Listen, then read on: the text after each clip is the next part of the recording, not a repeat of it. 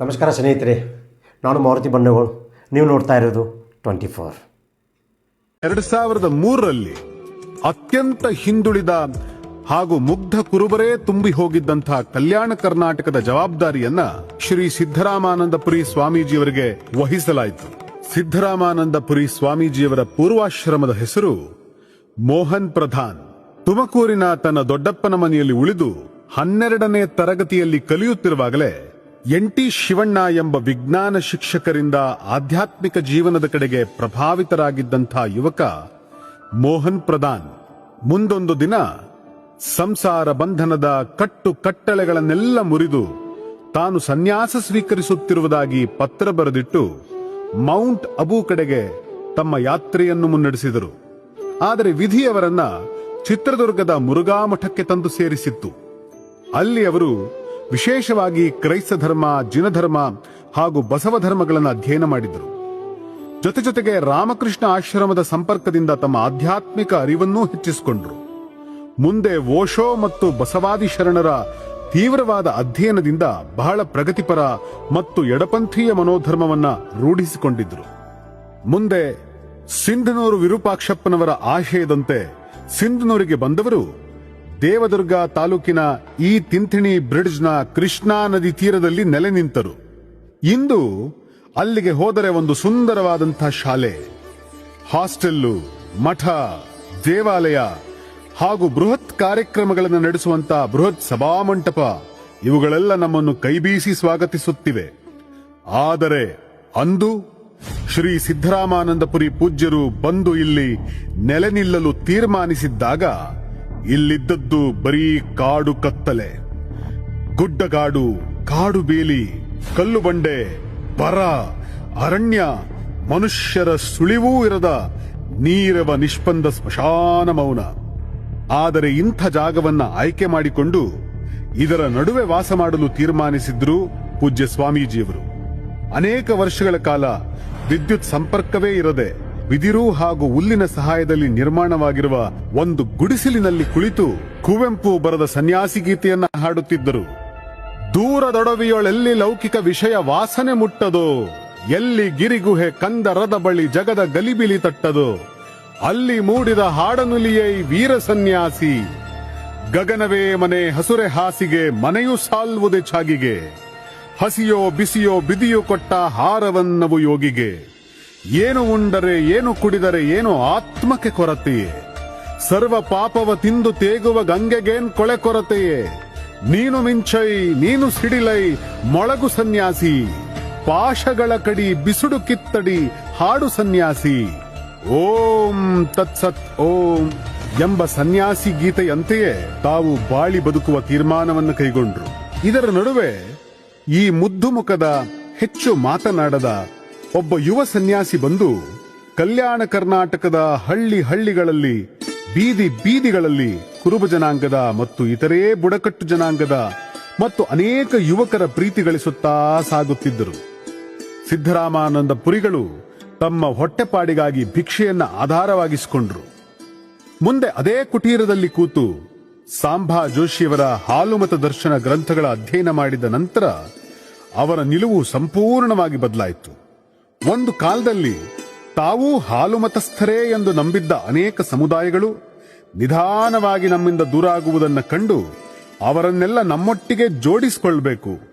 ಕುರುಬ, ಗೊಂಡ, ರಾಜಗೊಂಡ, ಜೇನು ಕುರುಬ, ಕುಂಚಿಟಿಗ, ಕಾಡು ಕುರುಬ, ಹಂಡೆ ಕುರುಬ, ಧನ್ಗರ್, ಗೌಳಿ, ಜಂಡೆ ಕುರುಬ, ಲಾಳಗೊಂಡ್ರು, ನೊಣಬರು, ಹೆಳವರು, ಯಾದವರು, ಗೊಲ್ರು, ಕಾಡ್ಗೊಲ್ರು, ನಾಥರು, ಒಡೆಯರು ಇವರೆಲ್ಲರೂ ಕೂಡ ಬೇರೆ ಬೇರೆ ಜಾತಿಯಾಗಿದ್ದರೂ ಇವರೆಲ್ಲರೂ ಕೂಡ ಹಾಲುಮತಸ್ಥರೇ.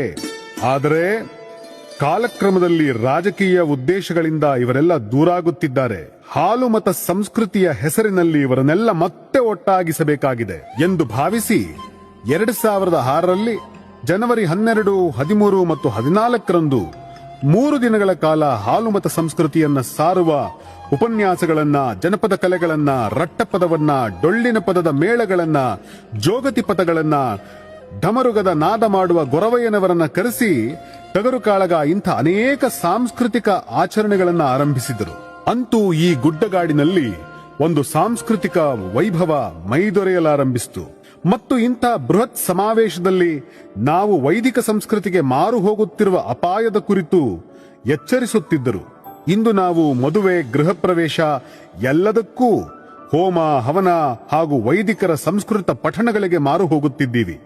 ಬದಲಿಗೆ ನಮ್ಮ ಸಂಸ್ಕೃತಿಯನ್ನ ಮೆರೆಸುವ ಜೋಗಪ್ಪರು, ಗೊರವೈನವರು, ಒಡೆಯರುಗಳು ಹಾಗೂ ಪೂಜಾರಿಗಳು ಮಹತ್ವವನ್ನು ಕಳೆದುಕೊಳ್ತಾ ಇದ್ದಾರೆ. ನಮ್ಮ ಸಂಸ್ಕೃತಿಯನ್ನ ನಾವು ಮರೆಯುವಂತಿಲ್ಲ ಎಂದು ಮತ್ತೆ ಮತ್ತೆ ಎಚ್ಚರಿಸಿದರು. ಇಂದು ಇಷ್ಟು ಬೃಹತಾಕಾರವಾಗಿ ಬೆಳೆದಿರುವ ಸಂಸ್ಕೃತಿ, ಇಡೀ ರಾಜ್ಯದಾದ್ಯಂತ ಹರಡಿರುವಂತಹ ಕುರುಬ ಸಮಾಜ, ಅದಕ್ಕೆ ತನ್ನದೇ ಆದಂತಹ ಸಾಹಿತ್ಯ ವೈಶಿಷ್ಟ್ಯತೆಯೂ ಇದೆ. ಅದರ ಸಾಹಿತ್ಯಗಳು ರಚನೆಯಾಗಬೇಕು ಮತ್ತು ಉಳಿಯಬೇಕು ಎಂದು ತೀರ್ಮಾನಿಸಿ 21 ಪುಸ್ತಕಗಳನ್ನು ಮಠದ ವತಿಯಿಂದ ಪ್ರಕಟಿಸಿದರು. ಪ್ರತಿ ವರ್ಷ ಜನವರಿ 12, 13, 14 ಹಾಲುಮತ ಸಂಸ್ಕೃತಿ ಉತ್ಸವ ನಡೆಸಲು ಹಳ್ಳಿಗಳಲ್ಲಿ ಭಿಕ್ಷಾಟನೆ ಮಾಡಿ ಜೋಳದ ರೊಟ್ಟಿ, ಅಕ್ಕಿ, ಧಾನ್ಯಗಳನ್ನು ಸಂಗ್ರಹಿಸಿದರು. ನಾಡಿನಾದ್ಯಂತ ಪ್ರಚಲಿತದಲ್ಲಿದ್ದಂತ ಎಡಪಂಥೀಯ, ಪ್ರಗತಿಪರ ಹಾಗೂ ಮೌಢ್ಯ ವಿರೋಧಿ ಚಿಂತಕರನ್ನ ಹಾಗೂ ಬುಡಕಟ್ಟು ಸಂಸ್ಕೃತಿಯನ್ನ ಅರಿತ ಚಿಂತಕರನ್ನ ಕರೆಸಿ ಉಪನ್ಯಾಸ ಮಾಲಿಕೆಗಳನ್ನು ನಡೆಸಿದರು. ಎಂದಿಗೂ ಜನವರಿ 12, 13 ಮತ್ತು 14ನೆಯ ದಿನಾಂಕವನ್ನ ಹಾಲುಮತ ಸಂಸ್ಕೃತಿ ಉತ್ಸವವನ್ನ ನನ್ನ ಉಸಿರಿರುವವರೆಗೂ ನಿಲ್ಲಿಸುವುದಿಲ್ಲ ಎಂಬ ಭೀಷ್ಮ ಪ್ರತಿಜ್ಞೆಯನ್ನ ಕೈಗೊಂಡಿದ್ದರು. ಇದಕ್ಕಾಗಿ ಅವಿರತ ಪರಿಶ್ರಮವನ್ನೂ ಪಟ್ಟರು. ತನ್ನ ಹಣೆಯ ಬೆವರಿನಿಂದ ಈ ಸಮಾಜದ ಹಣೆಯ ಬರಹವನ್ನು ಬರೆಯಲು ಹೊರಟಂಥ ಸ್ವಾಮೀಜಿಯವರು ತಮ್ಮ ದಣಿವರಿಯದ ದುಡಿಮೆಯಿಂದ ಜರ್ಜರಿತರಾದರು. ಇದರಿಂದ ತಮ್ಮ ಕಿಡ್ನಿಗಳನ್ನು ಕಳೆದುಕೊಂಡರು. ಆದರೆ ಯಾವ ತಾಯಿಗೆ ಅಮ್ಮ, ನಿಮ್ಮಿಂದ ದೂರಾಗಿ ನಾನು ಸಮಾಜ ಸೇವೆ ಮಾಡಲು ಸನ್ಯಾಸಿಯಾಗ್ತೀನಿ ಅಮ್ಮ ಎಂದು ಪತ್ರ ಬರೆದು ದೂರ ಹೋಗಿದ್ದರೋ, ಮುಂದೆ ಅದೇ ತಾಯಿ ತನ್ನ ಕಿಡ್ನಿಯನ್ನ ದಾನ ಮಾಡಿ ಈ ಮಗನಿಗೆ ಮರುಜನ್ಮ ನೀಡಿದರು. ನಂತಕ್ಕೆ ಅಪ್ಪಾಜಿನ ಕರ್ಕೊಂಬಂದ್ರು. ಅಪ್ಪಾಜಿನ ನಂತ ಕರ್ಕೊಂಬಂದ್ಮೇಲೆ, ಅಮ್ಮ ನೀನ್ 2ನೇ ಜೀವ ಕೊಟ್ಟೆ, ಯಾಕಮ್ಮ ನೀನ್ ಮಾಡ್ತೀಯ, ಅಪ್ಪ ಅಮ್ಮ ಆರಾಮಿರಮ್ಮ ಅಂತ ಬಂದು ನನ್ನ ಕೈ ಇಟ ತಬ್ಬಿ ಬಿಡ್ತು. ನನ್ನ ಕಾಲೇ ತಬ್ಬಿಕೆಂತು. ಡಾಕ್ಟ್ರುಗಳೆಲ್ಲ ಅಳಕ್ ನಿಂತ್ಕೊಂಡ್ಬಿಟ್ರು. ಅಪ್ಪಾಜಿ ಅಮ್ಮ ಆರಾಮೈತೆ, ಆಕ್ಷೆ ಅಂತಂದು ಹೇಳಿ, ಆಗ ನೋಡಪ್ಪ ಆಯ್ತು ಅಂತ ಅವಾಗ ನನ್ನ ಕಿಡ್ನಿ ಹಾಕ್ಸಂಡ್ರು. ವೈದ್ಯರು ಕಿಡ್ನಿ ಟ್ರಾನ್ಸ್ಪ್ಲಾಂಟೇಶನ್ ಆದ ನಂತರ ಯಾವುದೇ ಕಾರಣಕ್ಕೂ ಧೂಳು ಹಾಗೂ ಜನಜಂಗುಳಿ ಇರುವ ಕಡೆಗೆ ತಾವು ಹೋಗಬಾರದು ಎಂದು ಸೂಚಿಸಿದ್ದರೂ ಕೂಡ ಮತ್ತೆ ಜನವರಿ ಬಂದೇ ಬಿಡ್ತು. ಜನವರಿ 12, 13, 14 ಛಲ ಬಿಡದೆ ಮಾಸ್ಕ್ ಧರಿಸಿ ಊರೂರಲ್ಲಿ ಭಿಕ್ಷೆ ಬೇಡಿ ಮತ್ತೆ ಹಾಲುಮತ ಸಂಸ್ಕೃತಿ ಉತ್ಸವಕ್ಕೆ ಜನರನ್ನು ಆಹ್ವಾನಿಸಿದರು. ಸಾವಿರಾರು ಜನರೊಡನೆ 3 ದಿವಸ ಹಾಲುಮತ ಸಂಸ್ಕೃತಿ ವೈಭವವನ್ನ ಇಡೀ ನಾಡಿಗೆ ಸಾರಿದರು. ಹಾಲುಮತ ಭಾಸ್ಕರ, ಸಿದ್ಧಶ್ರೀ, ಕನಕರತ್ನ ಎಂಬ ಪ್ರಶಸ್ತಿಯನ್ನ ರಾಜ್ಯ ಮಟ್ಟದಲ್ಲಿ ಗುರುತಿಸಿ ಸಾಧಕರಿಗೆ ಮಠದ ವತಿಯಿಂದ ನೀಡಲಾರಂಭಿಸಿದರು. ಅಂದು ಕೇವಲ ಒಂದು ಸಣ್ಣ ಗುಡಿಸಿಲಿನಲ್ಲಿ ಆರಂಭವಾದ ಮಠ ಇಂದು ಇದರಲ್ಲಿ ಸುಮಾರು 300 ಮಕ್ಕಳ ಅಧ್ಯಯನ ಮಾಡ್ತಾ ಇದ್ದಾರೆ. ಇಲ್ಲಿ ಶಾಲೆ, ಹಾಸ್ಟೆಲ್ಲು ಪ್ರತಿಯೊಂದು ಕೂಡ ತಲೆ ಎತ್ತಿ ನಿಂತಿದೆ. ಸುಮಾರು 5,000 ಮಕ್ಕಳಿಗೆ ಆಗುವಷ್ಟು ಬೃಹತಾಕಾರದ ವಸತಿ ಶಾಲೆಯನ್ನು ನಿರ್ಮಿಸಬೇಕೆಂಬುದು ಪೂಜ್ಯರ ಕನಸಾಗಿತ್ತು ಮತ್ತು ಅದರ ನಿರ್ಮಾಣಕ್ಕಾಗಿ ಅಗತ್ಯವಾದ ಹಣಕಾಸಿನ ನೆರವನ್ನ ಸರ್ಕಾರದಿಂದ ತರುವ ಪ್ರಯತ್ನವನ್ನೂ ಅವರು ಮುನ್ನಡೆಸಿದ್ರು. ಮಠದ ಎದುರಿನ ಬೃಹತ್ ಗುಡ್ಡದ ಮೇಲೆ ಬೀರಪ್ಪ ಮತ್ತು ಮೈಲಾರಲಿಂಗೇಶ್ವರ ಶಿವನ ರೂಪವೇ ಆಗಿದ್ದಾರೆ ಎಂದು ಸಾರುವ ಬೃಹತ್ ತ್ರಿಮೂರ್ತಿಗಳನ್ನು ಸ್ಥಾಪಿಸಬೇಕು ಎಂಬ ಅವರ ಕನಸು ಇನ್ನೂ ಕನಸಾಗಿಯೇ ಉಳಿದಿದೆ. ಕಲಬುರಗಿಯಲ್ಲಿ ಕಾಲೇಜು ವಿದ್ಯಾರ್ಥಿಗಳಿಗಾಗಿ ಉಚಿತ ಪ್ರಸಾದ ನಿಲಯ, ರಾಯಚೂರಿನಲ್ಲಿ ಶ್ರೀಮಠಕ್ಕಾಗಿ 80x100 ಅಡಿಯ ಅಳತೆಯ ನಿವೇಶನ, ಬಳ್ಳಾರಿ ಜಿಲ್ಲೆಯ ಹಗರಿಬೊಮ್ಮನಹಳ್ಳಿಯಲ್ಲಿ 2 ಎಕರೆ ಜಮೀನು, ಬಾಗಲಕೋಟೆ ನಗರದಲ್ಲಿ 1 ಎಕರೆ ಜಮೀನು, ಬಾದಿಮನಾಳದಲ್ಲಿ ಶಾಖಾ ಮಠ ಆರಂಭ, ಲಿಂಗಸೂರ್ ತಾಲೂಕು ಗದಗಿನಲ್ಲಿ ಪೂಜಾರಿಗಳಿಗೆ ತರಬೇತಿ ನೀಡಲು ಶಿವಸಿದ್ಧ ಯೋಗ ವಿದ್ಯಾಮಂದಿರ ನಿರ್ಮಾಣಕ್ಕಾಗಿ 13 ಎಕರೆ ಜಮೀನು, ಮಾನ್ಯ ಕೆ.ಎಸ್. ಈಶ್ವರಪ್ಪನವರು ಮಠಕ್ಕೆ 5 ಎಕರೆ ಜಾಗವನ್ನ ದಾನ ಮಾಡಿದರು ಮತ್ತು ಬಸಯ್ಯ ಗೋಲ್ಪಲ್ಲಿಯವರು ಶ್ರೀಮಠಕ್ಕೆ 13 ಎಕರೆ ಜಾಗವನ್ನ ದಾನ ಮಾಡಿದರು. ವಿಜಯಪುರ ಜಿಲ್ಲೆಯ ಮುದ್ದೆಬಿಹಾಳದಲ್ಲಿ 30 ಗುಂಟೆ ಜಮೀನು, ಹೀಗೆ 10 ಹಲವು ಕಡೆ ಶ್ರೀಮಠ ತನ್ನ ಕಾರ್ಯಕ್ಷೇತ್ರವನ್ನು ವಿಸ್ತರಿಸಿಕೊಂಡಿತು. ಜೊತೆಗೆ ಶ್ರಾವಣ ಮಾಸದಲ್ಲಿ ಹಾಲುಮತ ಜಾಗರಣೆಯ ಹೆಸರಿನಲ್ಲಿ ಭಕ್ತರ ಮನೆಗೆ ಸ್ವಾಮೀಜಿಯವರು ಶ್ರಾವಣ ಭಿಕ್ಷೆಗಾಗಿ ಬರಲಾರಂಭಿಸಿದರು. ಶಿವರಾತ್ರಿಯಲ್ಲಿ ಸಾಮೂಹಿಕ ವಿವಾಹದ ಕನಸನ್ನೂ ಕಂಡರು. ಹಾಲುಮತ ಸಾಹಿತ್ಯ ಸಮ್ಮೇಳನವನ್ನು ಆಯೋಜಿಸಿದರು. ಪೂಜಾರಿಗಳ ಸಮಾವೇಶ ಮತ್ತು ತರಬೇತಿಯನ್ನು ಕೂಡ ನಡೆಸಲಾರಂಭಿಸಿದರು. ಹೀಗೆ ಸ್ವಾಮೀಜಿಯವರು ಸಾಧಿಸಿದ್ದು ಅನೇಕ. ಸಾಧಿಸಬೇಕೆಂದು ಕನಸು ಕಂಡದ್ದೂ ಬಹಳಷ್ಟು ಇದೆ. ಆದರೆ ಕೇವಲ 49 ವರ್ಷಕ್ಕೆ ಬದುಕಿನ ಆಟವನ್ನ ಮುಗಿಸಿ ನಮ್ಮನ್ನೆಲ್ಲ ಬಿಟ್ಟು ಹೊರಟು ಬಿಟ್ರು. ಆದರೆ ಶರಣರ ಇರುವನ್ನ ಮರಣದಲ್ಲಿ ಕಾಣು ಅನ್ನೋ ಮಾತಿನಂತೆ ಸ್ವಾಮೀಜಿಯವರು ಬದುಕಿನಲ್ಲಿ ಮಾತ್ರ ಅಲ್ಲ, ಸಾವಿನಲ್ಲೂ ಕೂಡ ಯೋಗಿ ಎಂದು ಇತಿಹಾಸದಲ್ಲಿ ದಾಖಲಾಗಿ ಬಿಟ್ಟರು. ಮಹಾಭಾರತದಲ್ಲಿ ಶರಶ್ಯೆಯಲ್ಲಿ ಮಲಗಿದ್ದ ಇಚ್ಛಾಮರಣಿಯಾದಂತಹ ಭೀಷ್ಮ ಉತ್ತರಾಯಣ ಪುಣ್ಯಕಾಲದ ಸಂಕ್ರಮಣಕ್ಕಾಗಿ ಕಾದು ಕಾದು ತನ್ನವರನ್ನೆಲ್ಲ ಕರೆದು ಯಾವುದು ಸತ್ಯ ಯಾವುದು ಅಸತ್ಯ ಎಂಬ ಧರ್ಮಬೋಧೆಯನ್ನು ಮಾಡಿ ಪ್ರಾಣ ಬಿಟ್ಟನೆಂಬುದು ನಂಬಿಕೆ. ಅಂತೆಯೇ ಪೂಜ್ಯ ಸಿದ್ದರಾಮಾನಂದರು ಕೂಡ ತಮ್ಮ ಭೀಷ್ಮ ಪ್ರತಿಜ್ಞೆಯಂತೆ ಉಸಿರಿರುವ ಕಡೆಯ ದಿನದವರೆಗೆ ಜನವರಿ 12, 13, 14 ಹಾಲುಮತ ಸಂಸ್ಕೃತಿ ಉತ್ಸವವನ್ನ ಮಾಡುವ ಪ್ರತಿಜ್ಞೆಯನ್ನ ನೆರವೇರಿಸಿ ತನ್ನೆಲ್ಲ ಕಲ್ಯಾಣ ಕರ್ನಾಟಕದ ಭಕ್ತರನ್ನ ಸಹೋದರ ಸನ್ಯಾಸಿಗಳನ್ನ ಕರೆಸಿ 3 ದಿನ ಅನ್ನದಾಸೋಹ ಮಾಡಿ ಜ್ಞಾನದಾಸೋಹ ಮಾಡಿ ಮಾತನಾಡಿಸಿ ಹರಸಿದರು. ತನಗೆ ಜನ್ಮ ನೀಡಿ ಬದುಕು ಕಲಿಸಿದಂಥ ತಾಯಿ ಕಡೆಗೆ ತನ್ನ ಕಿಡ್ನಿಯನ್ನ ಕೊಟ್ಟು ಮರುಜನ್ಮ ನೀಡಿದ್ದ ಅಮ್ಮನನ್ನೂ ಕರೆದು ಅವಳ ಆಶೀರ್ವಾದವನ್ನೂ ಪಡೆದರು. ಜಾನ್ವರಿ 14 ರಾತ್ರಿ ಕಾರ್ಯಕ್ರಮದ ಖರ್ಚು ವೆಚ್ಚಗಳನ್ನೆಲ್ಲ ಪಟ್ಟಿ ಮಾಡಿಸಿ ರಾತ್ರಿ 12ರವರೆಗೆ ಶಾಲೆಯ ಮಕ್ಕಳೊಂದಿಗೆ ಶಿವಧ್ಯಾನ ಮಾಡುತ್ತಾ ಭಜನೆಗೆ ಹೆಜ್ಜೆ ಹಾಕಿ ಕಡೆಗೆ ದಣಿದು ಸುಸ್ತಾಗಿ ಮಲಗಿದ್ದರು.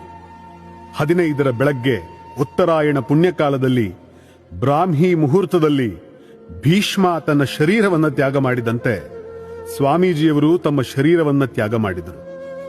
ತಾವೇ ಹಾಕಿಸಿದ್ದಂಥ ವೇದಿಕೆಯಲ್ಲಿ, ತಾವೇ ಹಾಕಿಸಿದ ಟೆಂಟಿನಡಿಯಲ್ಲಿ, ತಾವೇ ಕಟ್ಟಿಸಿದ ತಳಿರು ತೋರಣ ಮತ್ತು ಅಲಂಕೃತ ಸಭಾಮಂಟಪದಲ್ಲಿ ತಮ್ಮ ಇಡೀ ಭಕ್ತವೃಂದ ಲಕ್ಷಾವಧಿ ಸೇರಿತ್ತು. ತಮ್ಮ ಇಡೀ ಭಕ್ತವೃಂದಕ್ಕೆ ಅಂತಿಮ ದರ್ಶನವನ್ನ ನೀಡಿ ಈ ಜಗತ್ತಿನ ಕಡೆಗೆ ಕೈಬೀಸಿ ಹಾಲು ಮತಸ್ಥರಿಗೆ ಸಾರಿ ಸಾರಿ ಹೇಳಿದರು, ನಾನು ಬಂದ ಕಾರ್ಯ ಇನ್ನೂ ಬಾಕಿ ಇದೆ, ಅದನ್ನು ನೀವು ಮುಂದುವರಿಸಿ ಎಂದು. ಸಂಕ್ರಾಂತಿ ಇಡೀ ನಾಡಿಗೆಲ್ಲ ಸಂಕ್ರಾಂತಿಯಾದರೆ ಇಡೀ ಕುರುಬ ಸಮುದಾಯದ ಪಾಲಿಗೆ ಅದು ಶೋಕದ ದಿನವಾಗಿ ಹೋಯಿತು. ಈ ಸುದ್ದಿಯನ್ನು ಕೇಳಿ ಆಘಾತ ವ್ಯಕ್ತಪಡಿಸಿದ ಮುಖ್ಯಮಂತ್ರಿಗಳು ಪೂಜ್ಯ ಸ್ವಾಮೀಜಿಯವರಿಗೆ ಯೋಗ್ಯವಾದ ಗೌರವ ಸಲ್ಲಬೇಕೆಂದು ಸಕಲ ಸರ್ಕಾರಿ ಮರ್ಯಾದೆಗಳೊಂದಿಗೆ ಸ್ವಾಮೀಜಿಯವರ ಅಂತಿಮ ಸಂಸ್ಕಾರವನ್ನು ನೆರವೇರಿಸಿದರು. ನಮಗೆಲ್ಲ ತಾಯ್ತನದ ಪ್ರೀತಿಯನ್ನ ಕೊಟ್ಟ ಈ ತಂದೆಗೆ ಅನಂತ ಅನಂತ ನಮನಗಳು.